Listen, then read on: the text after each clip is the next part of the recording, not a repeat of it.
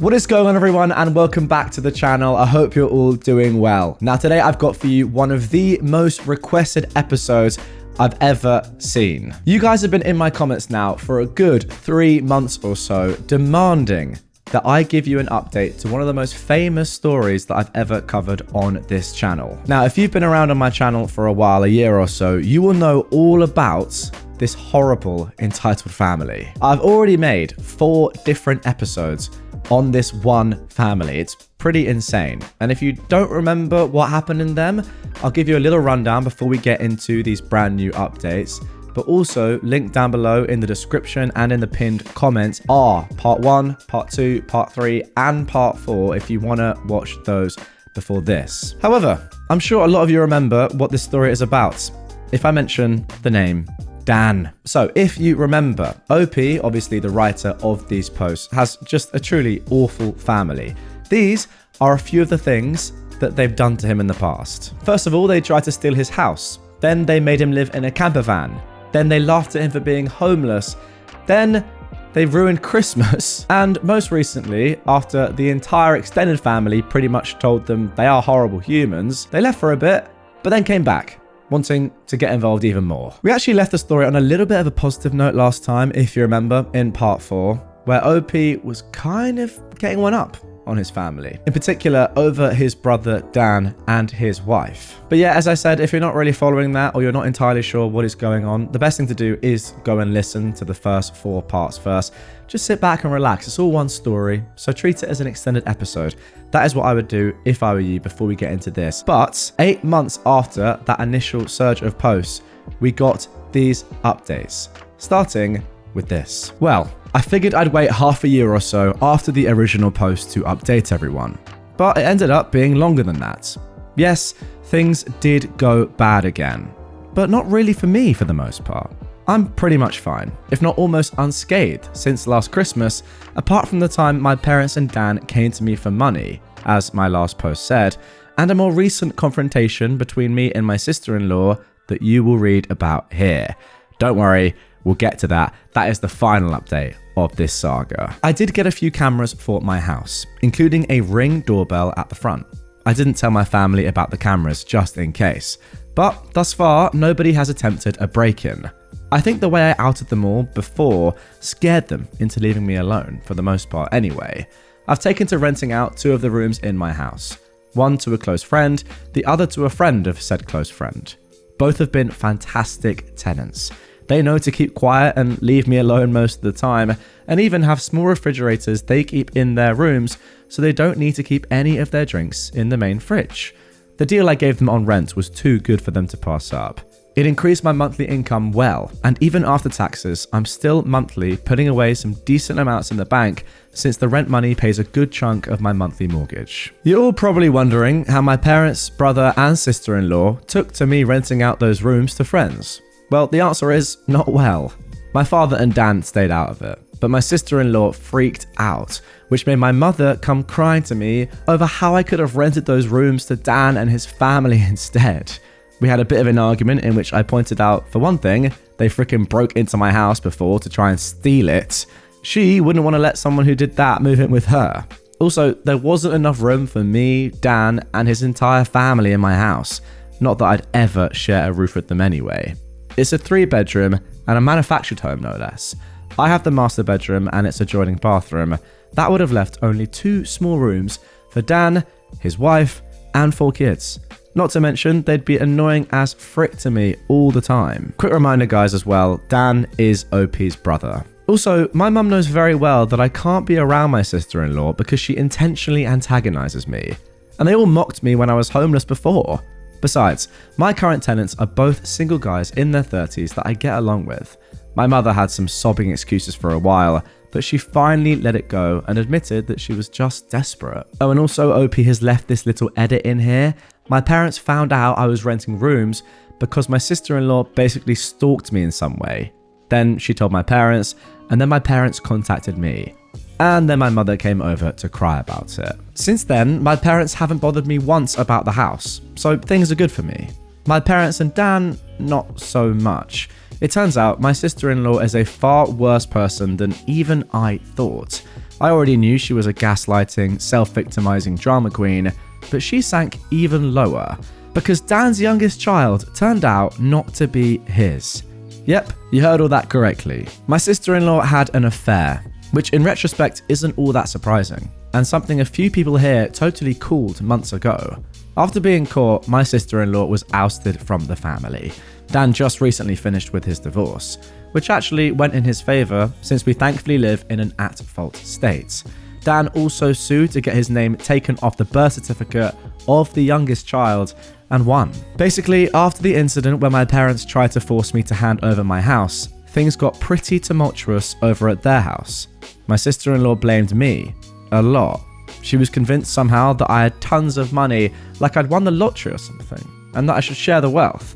Apparently, it was her idea that they come to my Christmas party because she hoped they could all try to get on my good side. It was also her idea to make my parents and Dan try to get money from me for an apartment. So it really burst her bubble when Dan and my parents informed her of how my finances actually were. For the longest time, she had Dan and my parents fully engulfed in her toxic mindset and only fed their narcissism with her own. So her blaming me made the rest of them blame me. That is, until what happened in front of the police when they tried to steal my house. That is when the downfall for my sister-in-law really started. My parents and Dan were apprehensive about coming to my Christmas party after the way I'd outed them. But my sister-in-law convinced them to just throw together a few cheap gifts from what they could get at the last minute and just show up, because he'd never throw us out once we're already there. Boy, was she wrong. She gambled on that plan, and I, with the complete blessings of everyone I'd invited, threw her and the rest of them out. Her plan, she no doubt thought was the most clever thing ever, backfired in her face spectacularly. I guess being chewed out by family at my party not only wrecked my parents' reputation even more, it actually started a wake-up call for them to eventually not listen to my sister-in-law anymore. And as I said in my last post, my parents decided on going back to church. Perhaps because last year I'd said they'd probably go to hell for their actions. I can't say that's the real reason, but you got to admit, it would feel kind of satisfying if that was the case. Though my parents hadn't been to church in 2 decades before going back. While I don't think it's a bad idea that they're going to church, they need to understand that going doesn't just give them a do-over for all the trash they've done in the past. But I have a little faith that they're at least trying, because my parents came to my house without Dan to personally apologize to me after they'd seen an animated video of my first 3 posts. That's right, they've known about this Reddit account for a long time now. They also know everything I'm saying. Yeah, they're unhappy about it, but I feel everyone here deserves an update since it's anonymous. Wow, I did not realize there was an animated video of the first 3 stories. Unreal. For my parents and Dan though, watching an animated video of themselves and their own actions was a great way to make them see what kind of people they really are. And they came over to apologize to me later. I'd never seen my father apologize like that to anyone, and the man isn't a good actor. So this felt genuine. They fully acknowledged what they did to me and how there's no excuse for any of it. They even described themselves as narcissists and admitted the truth that they'd wronged me very badly. Then they went on to blame my sister-in-law for a lot of things. Yeah, they kind of threw her under the bus, but it's not like she wasn't guilty of everything they said. My parents have been getting counselling for a while now too, and did offer group family counselling, but I declined as I'm not ready for that anytime soon. Dan himself didn't apologise to me for some time, but he looked extremely remorseful anytime the past was brought up. Meanwhile, Dan and my sister-in-law's marriage absolutely fell apart. It wasn't a crumble, it was a cascade.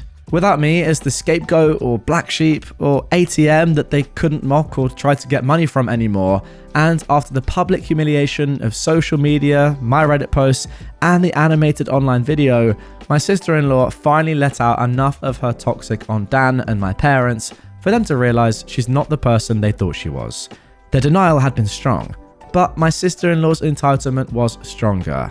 I've had many a thought of lightsabers clashing over this drama. My sister-in-law clad like a bimbo Sith with a lightsaber that looks like a giant lipstick or something like that. I imagine there's a wealth of puns and jokes to be had there, but I really didn't bother to think in much more detail about it. But as you can imagine, things only got worse, because my sister-in-law kept looking for other ways to get what she wanted. She kept bringing up ads for used campers and RVs to try and get my parents to buy one to live out of so they could have their main house. And she kept doing this no matter how many times they told her to stop. She even tried to say to my parents that they should just buy an RV and have a life on the road like normal old people do. Now that was stupid, even for my sister-in-law. The opposite was suggested by my parents, that Dan and her buy a camper themselves to live out of instead. My sister-in-law basically said she shouldn't have to do that since she's the mum. She pretty much lauded the fact that she thought she had total parental authority over everyone's heads because the kids in the house were all hers. And when my sister-in-law didn't get her way, she actually took her baby and left the house to disappear for several days. They knew she was fine because her phone was still working and she was responding to texts with short but passive-aggressive answers. And when she came back, she was only more embittered because nobody caved to her demands while she was away. She also refused to go to church, but Dan went with our parents and took his kids along as well, save for the youngest, since my sister-in-law refused to let him take the baby anywhere. Personally, I don't go to church. I believe in God and all that stuff, but I just don't like church. Besides, it never did me any good growing up. Okay, there we go. That concludes update 1 to this story. And I've got to say, it sounds to me as if Dan and your parents, OP, are now finally coming to terms with how badly they acted before. The fact that they probably are narcissistic, at least your parents are. I mean, they literally said it themselves. And I can only see that as a good sign, really, for the future of your relationship. Also, the signs were showing of that potentially happening in the most recent part as well, the part I did a few months ago before this one, where OP's parents as well, they seemed as if they would slowly come to terms with the fact that, oh wait, they've been in the wrong here for a very long time. However, now, the worry is that your sister-in-law, or your ex-sister-in-law, is just completely going off the rails. I mean, who knows what she's capable of? OP also mentioned at the start here about a very recent confrontation between him and his ex-sister-in-law, which is, again, as I said, the final part of this story as of today. So we know this is probably going to grow into something a little bit more serious and she's going to be the main problem, but there we go. I guess the only thing to do is move into part 2. Okay then, just so everyone understands, a lot of this information came from Dan and my parents, so I'm just telling you what I know. Poop really hit the fan when Dan suddenly called out his wife as a cheater in March. This shocked us all because we thought he was a complete pushover to her. But no, he's not. At least not anymore. You all know how he treated me when I was on his bad side. Well, his wife wasn't spared that ire at all. He started putting pieces together about her deceit after finally pulling his head out of his butt and secretly got DNA tests for all his kids. 3 of the kids are his, but that youngest one, the baby, was not. For the record, Dan and I both have pretty dark straight hair that's almost black. Same with our parents. My sister-in-law's hair, or ex-sister-in-law's hair, is straight and pretty dark too, but the baby's hair is lighter and a bit curly. At first, Dan just thought it was because of the baby's age. She kept playing it off, said that it would darken in time, but the baby's hair never got darker. I guess that was Dan's biggest clue. He confronted his wife with the DNA results in front of our parents, and she broke down sobbing that it was a mistake. My sister-in-law pulled out all the DARVO stops, which is an acronym, DARVO, which stands for Deny, Attack, and Reverse Victim and Offender. I mean, I'd never heard that one, but it is truly phenomenal. OP says she denied, trickle-truthed, and gaslit, but Dan had none of it, and actually had done more to find out about her affair than I would have ever thought. I knew he was smart. He just let himself be dumb. He had detailed proof of her cheating with phone records, texts he got off her phone, bank records, and the DNA test. He even identified the man she's cheating with, who is likely the father since he has much lighter coloured curly hair. The evidence against her was crystal clear, and Dan said she was so bad at hiding her affair, he didn't even have a hard time figuring any of it out since he started looking. My parents demanded that my sister-in-law leave their house immediately. That is when she went psycho on them all. First, just yelling, but she quickly got physical. Police had to be called by my mother. And yeah, my sister-in-law was arrested. She scratched up Dan and my father quite a bit with her long fake nails, and even harmed her eldest kid in the crossfire by hitting him hard enough to have a black eye and nosebleed when he tried to intervene. Dan was smart enough to have his phone recording nearby when he confronted her, so the police had all they needed to arrest her for assault. My sister-in-law's parents had to drive over to bail her out. Then they came back for the baby, her stuff, and her car as well. A couple of days after she got bailed out, she showed up at my house because I was apparently next on her poop list. As soon as I opened the door, she went on a delusional rant where she called me out about posting on Reddit.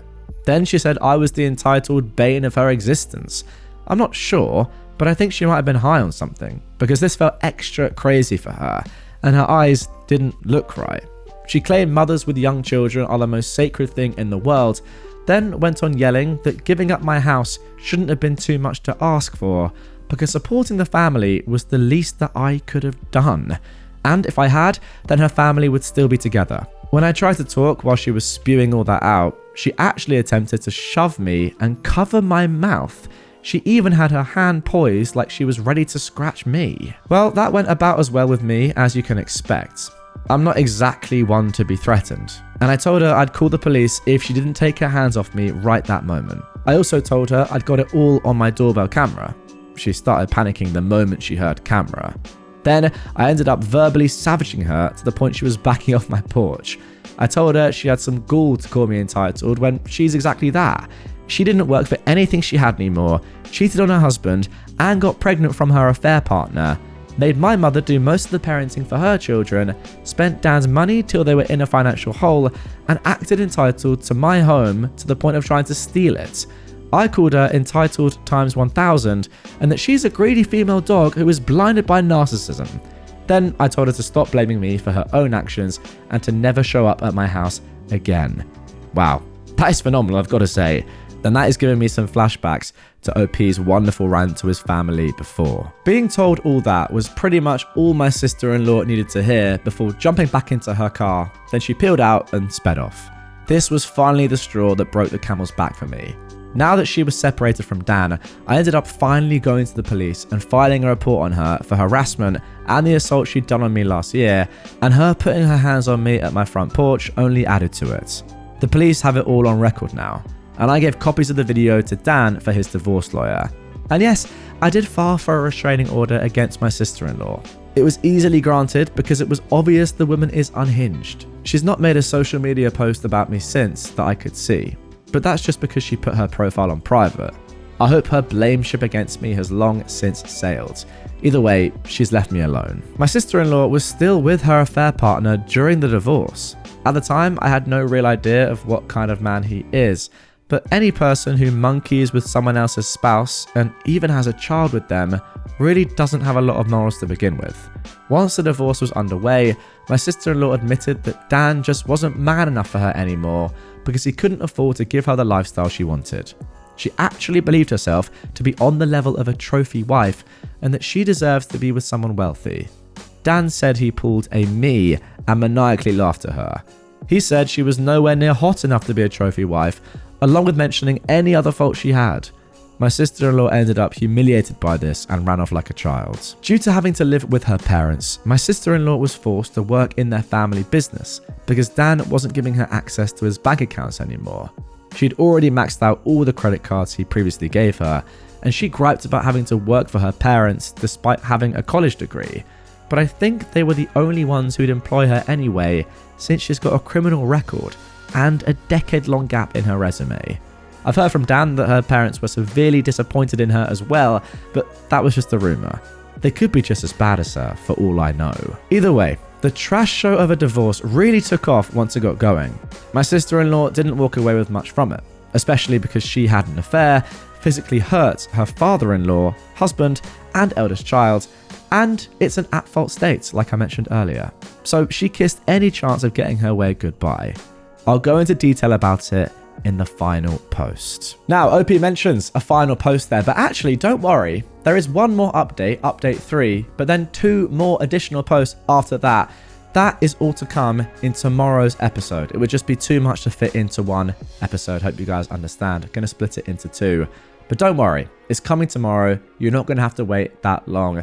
Make sure you put notifications on and then you'll know when it's posted. Now, similarly, with this update to the previous one, I feel like, yeah, it is just your ex-sister-in-law, OP, who is becoming the major problem. I think, actually, to be honest, I'm kind of thinking to myself, in a way, she's probably happy with the notoriety she's gained from your posts doing so well. Again, like the animated episodes, you know, the stories that are read on TikTok, on whatever, Snapchat, whatever, YouTube, of course, my channel. It all helps, doesn't it? So in a way, now that she knows about the Reddit post, she's probably like, oh, this is quite good. Maybe I am a trophy wife after all. But in reality, she's, yeah, clearly a narcissist. But on top of that, she's just a horrible person. And that really is obvious from these first 2 updates. Anyway, that is going to do it for this one. As I said, tomorrow, watch out. The next 3, the final 3 for now, parts will be up on my channel. So yeah, stay tuned and I'll see you guys then.